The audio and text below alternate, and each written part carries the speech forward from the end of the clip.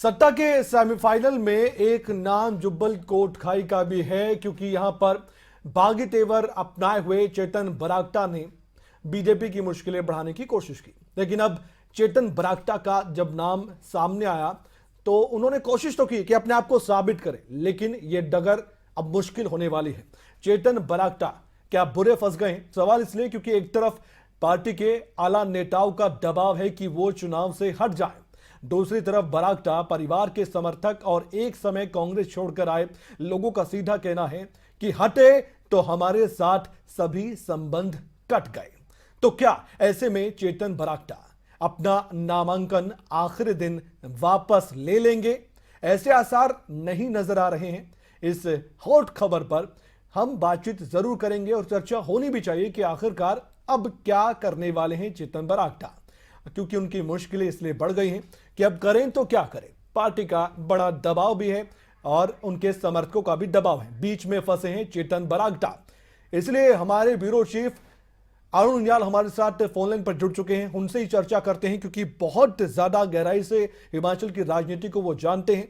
और चेतन बरागटा को लेकर अरुण उनियाल, बहुत बड़ा सवाल तो यही है कि अब चेतन बरागटा क्या करेंगे? नामांकन वापस लेंगे क्या? देखिए कमल, फंसे सिर्फ चेतन बरागटा नहीं है। अगर आप बारीकी से देखेंगे तो भाजपा भी चेतन बरागटा के न बैठने के बाद फंसी नजर आ रही है।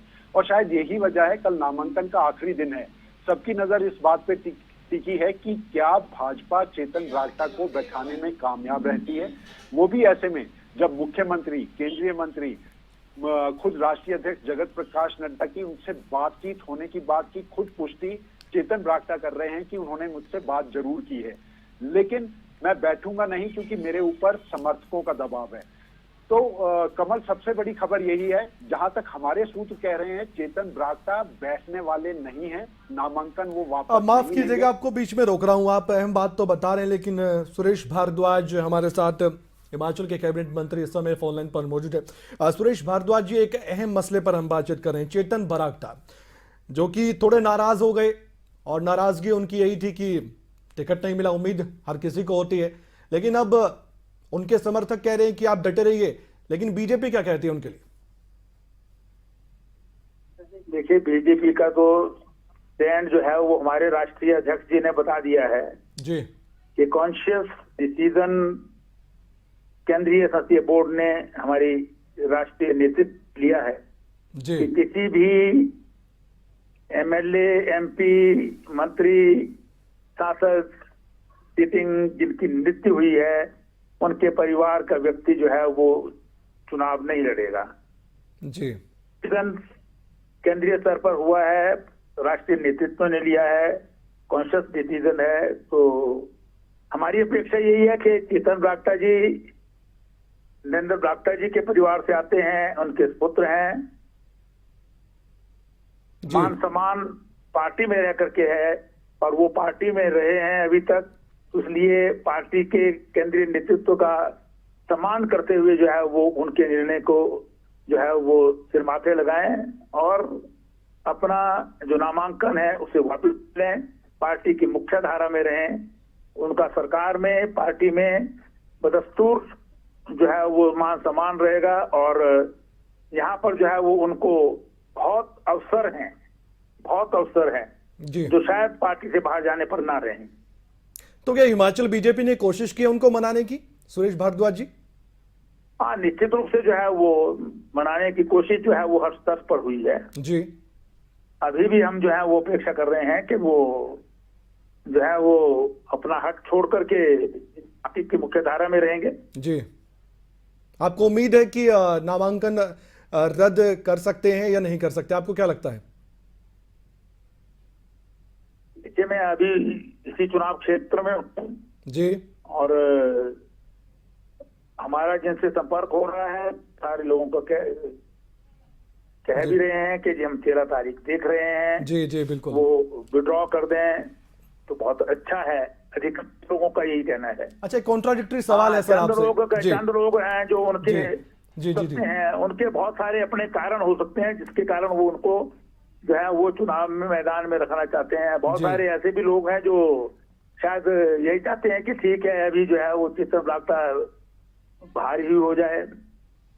जी तो उनको ये तो नेता को तय करना होता है कि अपने वोटर्स को जो है वो किस प्रकार से वो अपने साथ लेकर के जो है वो पार्टी, देश और अपने में जो है वो बढ़ाते हैं। सुरेश भारद्वाज जी, आपको नहीं लगता कि अगर चेतन ब्राक्टा चुनावी मैदान में अलग से उतरते हैं बीजेपी से इतर, तो इससे बीजेपी को थोड़ा नुकसान हो सकता है, वोट बढ़ सकते हैं?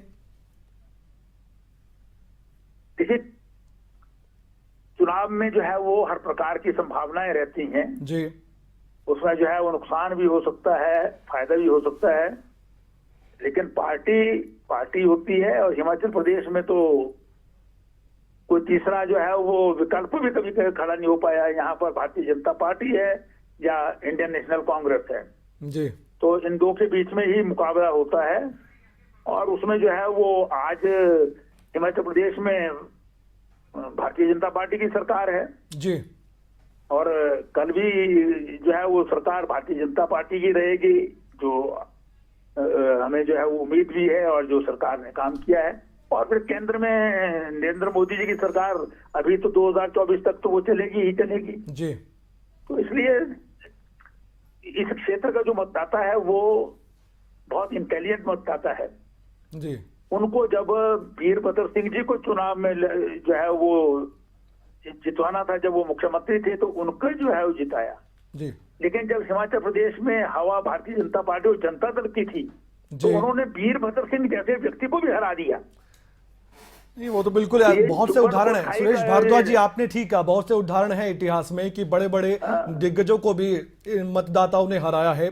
लेकिन यहाँ पर क्या आपको फर्क पड़ने वाला है? चेतन ब्राक्टा आपके साथ होते हैं तब और नहीं होते तब भी, लगता है आपको ऐसा? नहीं, देखिए, हमारे साथ होते तो निश्चित रूप से जो है वो समस्या ही ना होती। और नहीं हमारे होते, साथ और होते नहीं तो होते हैं निश्चित अगर नामांकन क्योंकि वापस नहीं लेते तो? परिवार में जब कोई थोड़ी बहुत जो है वो जी मुश्किल आती है तो निश्चित रूप से जो है वो परिवार को भी उस समस्या को जो है वो टैकल करने के लिए प्रॉब्लम तो क्रिएट होती है। बिल्कुल। तो इसलिए ये निश्चित रूप से इसमें तो कोई दो राय नहीं है, क्योंकि प्रदेश का कोई भी नेतृत्व जो है वो ऐसा नहीं था जो उनके जो है नामांकन के, उनकी उम्मीदवारी की जो है वो खिलाफ था। हम समझते थे कि भी वो चुनाव में जो है वो कैंडिडेट हो सकते हैं, क्योंकि हमारे स्वर्गीय नेता नरेंद्र ब्राक्टा जी के पुत्र हैं। लेकिन पार्टी राष्ट्रीय स्तर पर जो है वो स्टैंड लिया है, एक प्रिंसिपल स्टैंड है जो केवल जो है वो हिमाचल या जुब्बल कोटखाई के लिए नहीं है जी, ये पूरे देश भर के लिए लिया है, जिसमें बड़े बड़े नेताओं के पुत्र रिश्तेदार जो है उनको टिकट नहीं दिया गया है। ऐसे बहुत 30 बाई इलेक्शन हो रहे हैं जिसमें 17-18 स्थानों पर ऐसा हुआ है, तो उसमें एक्सेप्शन नहीं है ये। तो इसलिए इस बात को उनको समझना चाहिए, और मैं समझता हूँ कि अगर समझेंगे तो निश्चित रूप से जो है वो पार्टी के साथ चलेंगे, क्योंकि यही उनके भी हित में है जी, और प्रदेश के भी और पार्टी के भी हित में है। जी बहुत बहुत शुक्रिया सुरेश भारद्वाज जी, काफी सुर्खियों में बना हुआ है। अरुण याल हमारे साथ बने हुए हैं। अरुण याल, ये तो सुरेश भारद्वाज की बात थी जो कि कैबिनेट मंत्री हैं, लेकिन बात यहां पर असल में ग्राउंड रियलिटी की होनी चाहिए, और आप जानते हैं ग्राउंड रियलिटी। तो बताइए, क्या बीजेपी को वाकई में अगर नामांकन वापस नहीं लेते हैं चेतन ब्राक्टा, फर्क पड़ने वाला है अरुण या नहीं पड़ने वाला? देखिए कमल, सबसे बड़ी बात सुरेश भारद्वाज जी की बात से साफ संकेत मिल रहे हैं कि चेतन ब्राक्टा अगर नामांकन वापस लेते हैं तो ठीक, नहीं लेते हैं तो पार्टी अपने ऑफिशियल कैंडिडेट के साथ ही आगे बढ़ेगी। यानी चेतन ब्राक्टा की राह मुश्किल होने वाली है, जो बात हम शुरू से कह रहे थे। जी बिल्कुल। दूसरा स्टैंड, लगातार खबरें अभी तक एक बात को साफ कहता आया है कि चेतन ब्राक्टा को दोबारा प्रत्याशी बनने की जितनी उम्मीद है वो उनकी पूरी नहीं होगी, क्योंकि ये नेशनल बीजेपी का स्टैंड है परिवारवाद के खिलाफ। और हम शुरुआत से इस बात को कहते आए हैं, चेतन ब्राक्टा जिस मंसूबे को पाल के बैठे हैं वो नहीं होगा। ये साफ संकेत आपको सुरेश भारद्वाज जी की बातचीत से भी लग गए होंगे। यानी संकट जो है वो चेतन ब्राक्टा के ऊपर है, और भाजपा के ऊपर इसलिए है कि अगर चेतन ब्राक्टा खड़े रहते हैं, नामांकन वापस नहीं लेते, तो उनकी जीत की राह, जो वो उम्मीद कर रहे थे कि सीट को रिटेन करेंगे, वो राह बीजेपी की मुश्किल होने वाली है। और एक सीट को खो देना अपने ही अंतरकला की वजह से ये भाजपा पार्टी के लिए मुश्किल सवाल बन जाएगा। दूसरा बड़ा सवाल एक बड़े संदेश के रूप में जाएगा कि पार्टी के ताकतवर आला कमान के होने के बावजूद अपने नेताओं को मना नहीं पाए हैं भाजपा के नेता। वो हिमाचल के नेता अपने रूठे हुए नेताओं को मना नहीं पाए हैं, जबकि प्रदेश के ही अध्यक्ष जगत प्रकाश नड्डा जैसी छवि जो है वो भाजपा के पास है। तो ऐसे में सूरत हाल क्या होगा, ये राजनीतिक यहाँ पे अरुण, ये जो बात कही जा रही है परिवारवाद की, वंशवाद की, कि हम इसे नहीं मानते और हमारी पार्टी ऐसी सोच वाली पार्टी नहीं है, कांग्रेस ऐसा करती है, क्या मतदाताओं के गले उतरेगी ये बात? क्योंकि कन्हैया कुमार जैसे नेता भी कांग्रेस के हिमाचल आकर कहते हैं कि कितने एग्जाम्पल हैं बीजेपी में, अनुराग ठाकुर का जिक्र करते हैं बार बार वो।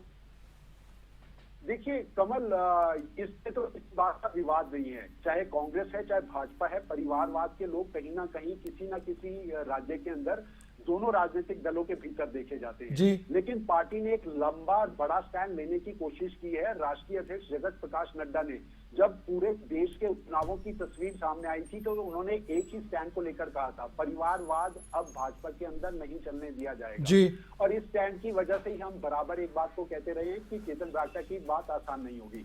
और हिमाचल को हमला करने के लिए शुरुआत से हम कह रहे हैं कि भाजपा का सबसे बड़ा हमला होगा कांग्रेस के ऊपर परिवारवाद का। और उसकी वजह सिर्फ आप ये देखिए, रोहित ठाकुर पूर्व मुख्यमंत्री रामलाल ठाकुर के बेटे हैं, भवानी पठानिया पूर्व विधायक के बेटे हैं, और अगर आप बात करेंगे प्रतिभा सिंह की तो उनके राजनीतिक परिवार वीरभद्र सिंह की सियासत को सारे परिवारवाद के साथ के जोड़ के देख सकते हैं। यानी 4 सीटों में से 3 सीटों पर एक ही मुद्दे के ऊपर हमला करती भाजपा नजर बिल्कुल बिल्कुल। अच्छा, मेरे पास समय की कमी है अरुण, आप माफ कीजिएगा मैं आपको बीच रहा हूं, लेकिन एक और सवाल मेरे मन में है, बहुत संक्षेप में बताइएगा, बहुत संक्षेप में।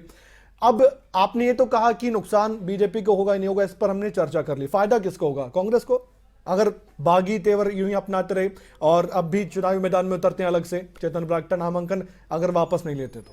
संक्षेप में। जाहिर तौर पर देखिए 2 वजह से। पहली वजह क्योंकि पहले ये माना जा रहा था कि ताकत के साथ रोहित ठाकुर लड़ रहे हैं, फीडबैक में ये भाजपा के पास खबर थी कि चेतन ब्राक्टा भी शायद जीत ना दिला पाए। जी जी। तो ऐसी स्थिति में अगर ब्राक्टा रहते हैं तो नुकसान भाजपा का होने वाला है। बहुत बहुत धन्यवाद, आपने विस्तार से समझाया।